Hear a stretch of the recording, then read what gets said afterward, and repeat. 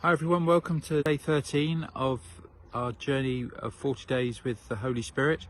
And over the first week we looked at the idea of breathing and helping our breathing to be in harmony and rhythm with the Holy Spirit, and so that we can build at a very deep level that breath of God in our lives, and develop what's called union with God in our prayer. And then last week we looked at praying in the power of the Spirit and how that can be really helpful to help us develop a relationship with God, not seeing our prayer lives as something simply to be done or said or to get right, but actually something to be enjoyed and explored and encountered as we share our life of prayer in and with God, building that relationship with Him.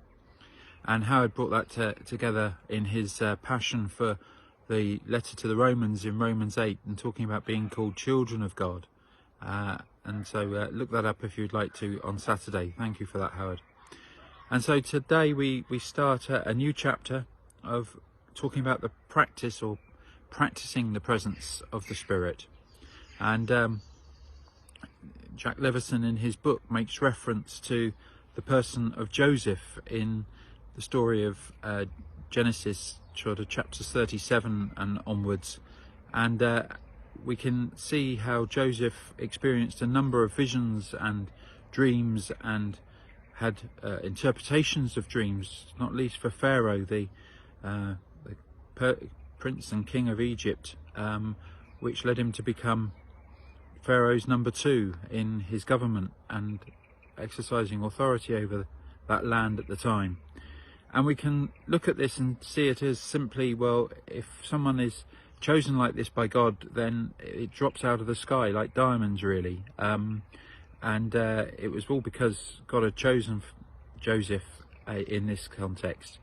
Or we can perhaps look more deeply at the wider story of Joseph and see how it was based on relationship, and that relationship was a journey into first of all a dream which called him to be different, and not into popularity with his brothers, then into slavery, and indeed into prison, from which Joseph then had this dream, which became the dream that inspired Pharaoh to make him his number 2. In other words, it wasn't so much as pennies from heaven, but actually a hard and sometimes lonely journey with God in isolation and in being slightly in different places than where we perhaps would like to be in popularity with those around us. And this can be the life of prayer. And 3 images sort of come to mind, really, to help sort of capture this. The first is the life of the musician. We can all look at a musician on a stage or in a concert hall and marvel and think how amazing, how gifted they all are, and they are. But we maybe don't see the hours of practice and composing and the blood, sweat and tears often about it all, where you're living it every day. And this is perhaps the life of prayer that we really need to encounter, and the life of the Spirit. Not so much then just moments of utter ecstasy, but actually the hard work of practicing the presence of God. And the second image is that of the wise leader, somebody like Nelson Mandela. I don't know about you at this time, but I sort of long for a leader like Mandela, who was actually able to glimpse a bigger vision, and he learnt this in the hard place of 27 years in prison. And maybe it's the reference to Joseph being in prison that spoke to me about this. And the fact that we've been through this time of lockdown, nothing is wasted.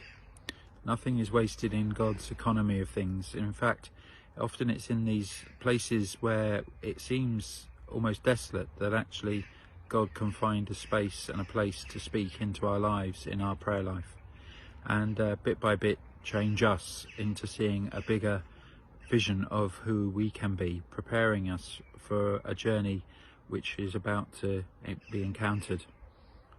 as it was for Mandela, may it also be for us. I don't know about you, but I watched that video of called Invictus, the film Invictus, talking about all this, and of course about rugby over the weekend, just to remind me of a bigger vision during these times.